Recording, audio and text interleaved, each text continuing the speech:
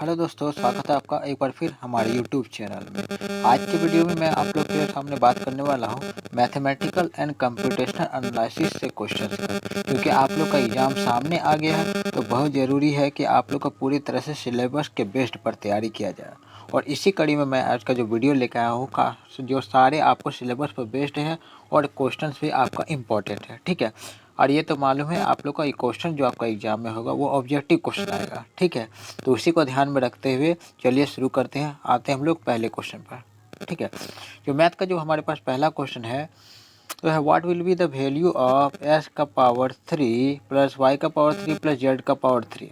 यहाँ कह रहा है निकालने के लिए कि एस का पावर 3 वाई का पावर 3 प्लस जेड का पावर 3 का वैल्यू क्या होगा जब दिया हुआ है कि x plus y plus z का मान जीरो दिया हुआ है, गिवन है, तो इसका वैल्यू क्या हो जाएगा, ठीक है। इसका वैल्यू निकालने का तो पहले तो मैं बता दूं कि एक फार्मूला होता है आप लोग का, ठीक है। ये फार्मूला होता है आप लोग को, अगर शायद वो फार्मूला नहीं पता है तो वो फार्मूला का अनुसार ये बताया जाता है कि इसका वैल्यू होता है 3xyz।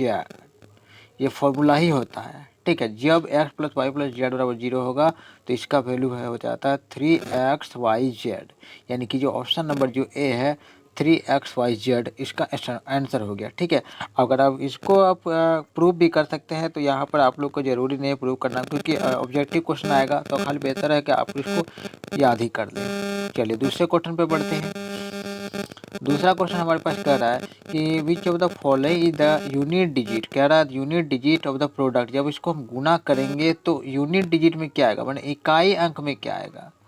तो इसका निकालने का सबसे आसान तरीका मैं आपको बता दूं, क्योंकि यूनिट डिजिट में क्या नंबर आया है तो हम सब नंबर का सिर्फ यूनिट डिजिट को गुना करेंगे। देखिए यूनिट में यहाँ पर क्या, पहला वाला में 3 है, दूसरा वाला का यूनिट डिजिट है 2 है, तीसरा वाला का है 6 है, चौथा वाला का भी 6 है। यानी सब नंबर का आखिरी नंबर को गुना करना। पहला वाला का कितना था, 3 था, दूसरा का है 2 है, तीसरा का है 6 और चौथा का भी है 6। तो सिर्फ लास्ट सब सारे नंबर का हम लास्ट यूनिट डिजिट को गुना करेंगे और इसको देखते हैं कितना नंबर आता है। तो 3 दूनी होता है 6 और 6 6 हो जाता है 36, और 36 को जब 6 से जब गुना करेंगे, देखिए यहाँ से 36 को जब 6 से गुना करते हैं तो हमारे पास आता है 6 छक 36 का 6 हाथ में 3, 6 12 छत्तीस 18 19 20 21 आता है हमारे पास 216। तो जब यूनिट डिजिट का सिर्फ यूनिट ही नंबर पूछा तो हमें क्या करना है, जब पर गुना करने पर 216 आता है तो हमें सिर्फ यूनिट डिजिट लिखना, लास्ट वाला नंबर को लिखना, जो 6 दिया हुआ लास्ट नंबर यूनिट पर 6 है तो 6 इस क्वेश्चन का आंसर हो जाएगा, ठीक है। उम्मीद है समझ में आ गया है। चलिए बढ़ते हैं अगले सवाल पर।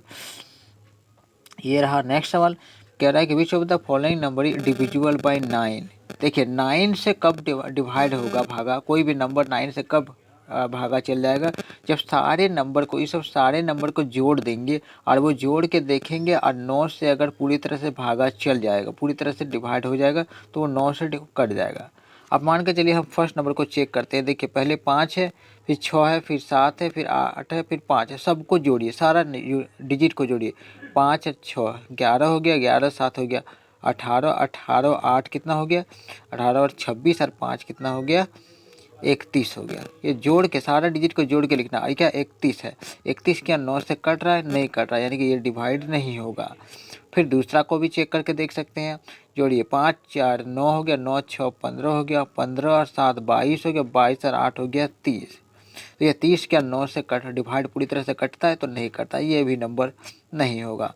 तीसरा नंबर चेक करते हैं। ये तीसरा देखिए, ये 6 5 हो गया 11, 6 5 11 और 8 19 और 8 कितना हो गया 19 8 27 और 27 8 9 हो जाता है 36।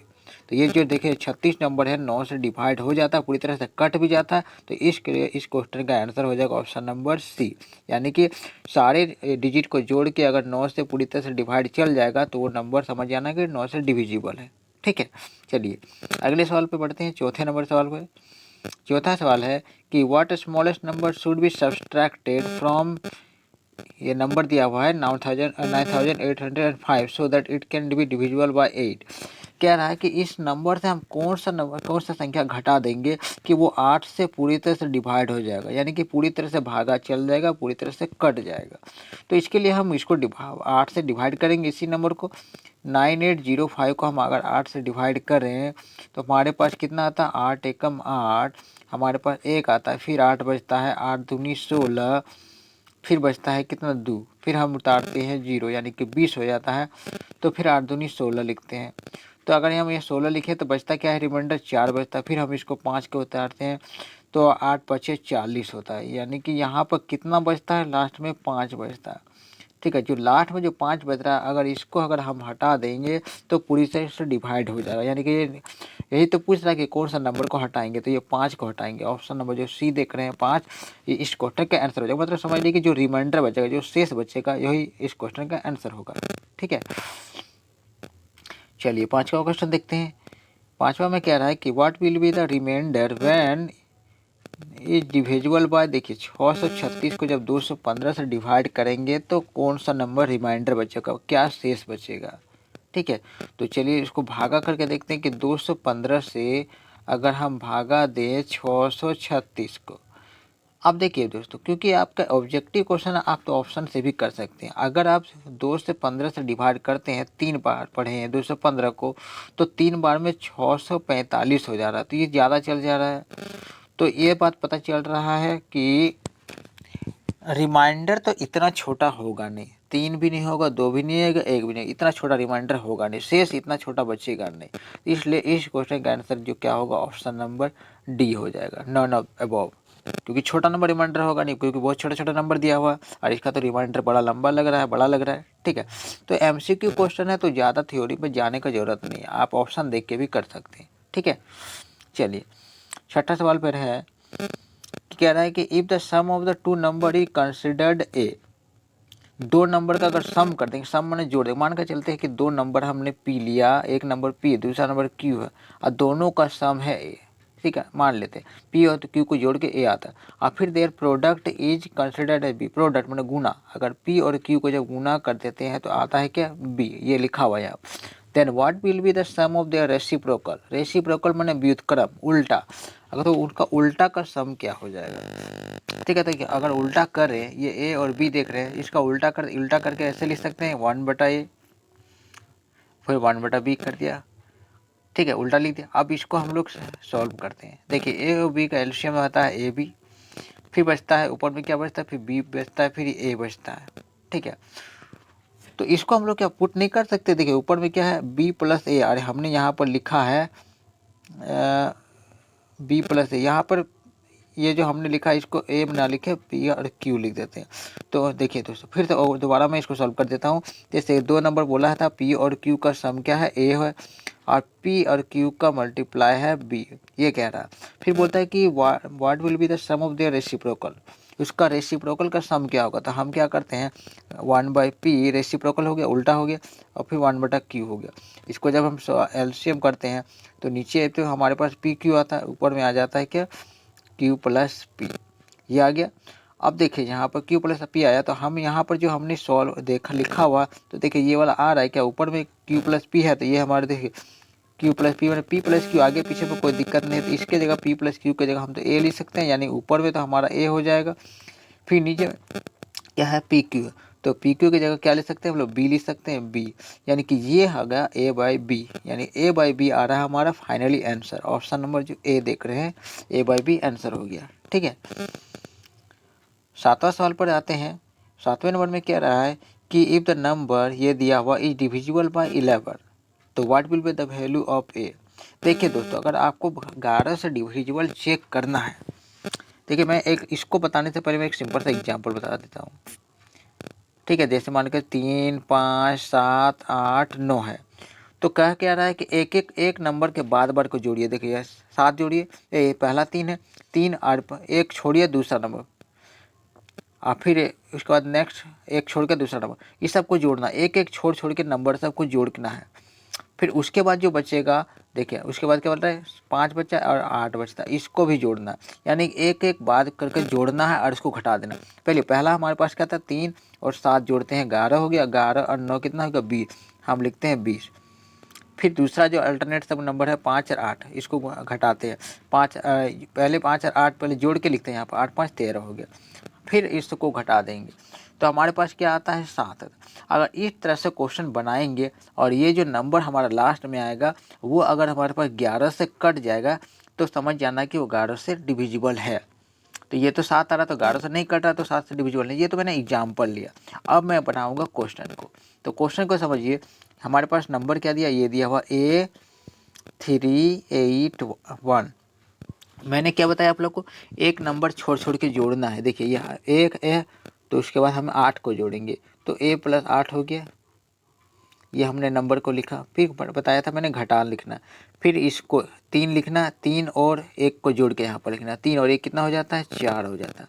अब इसको सॉल्व करते हैं। तो ये हमारे पास जो नंबर आ पा रहा है A+8 -4, तो इसको लिख सकते A+4। तो बताइए कि इसका जो है अगर जोड़ेंगे कितना नंबर यहाँ पर A के पास रखेंगे कि 4 से जोड़ेंगे तो 11 से कट जाएगा।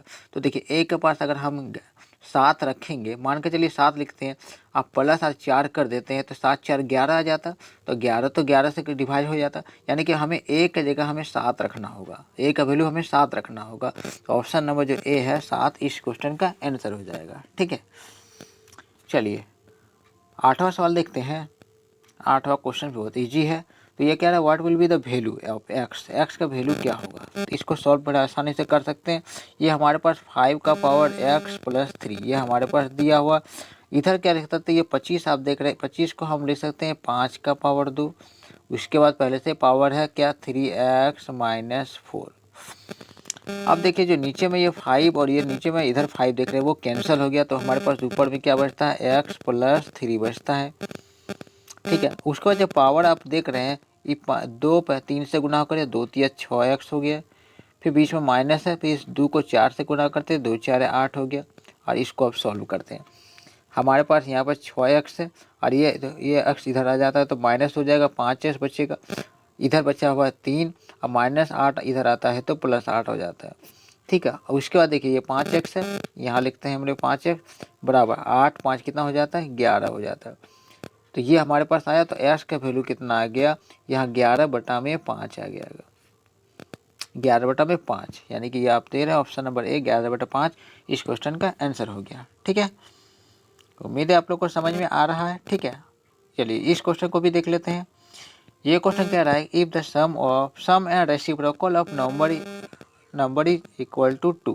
कह रहा है कि सम एंड रेसिप्रोकल, सम भी है और उसका रेसिप्रोकल भी 2 है। मान के चलिए 2 को नंबर लेते हैं A+B, 2 नंबर दिया, इसका सम भी 2 ही आ रहा है और इसका रेसिप्रोकल करते हैं ना तो 1/A + 1/B। रेसिप्रोकल उल्टा करके भी जोड़ते हैं तो 2 ही आ रहा है। तो पूछ रहा है कि वो नंबर क्या है। ठीक है, तो ये मान के चलिए इस जगह में हम 1 रख सकते हैं, इस जगह में हम 1 रख सकते हैं, तो 2 आ गया। ठीक है, तो वो नंबर कह रहा है कि किस नंबर को जोड़ेंगे, तो वो हम जोड़ क्या रहे हैं, 1 1 करके जोड़ रहे हैं। ठीक है, यानी 1 होगा इस क्वेश्चन का आंसर। वो नंबर क्या है, 1 होगा।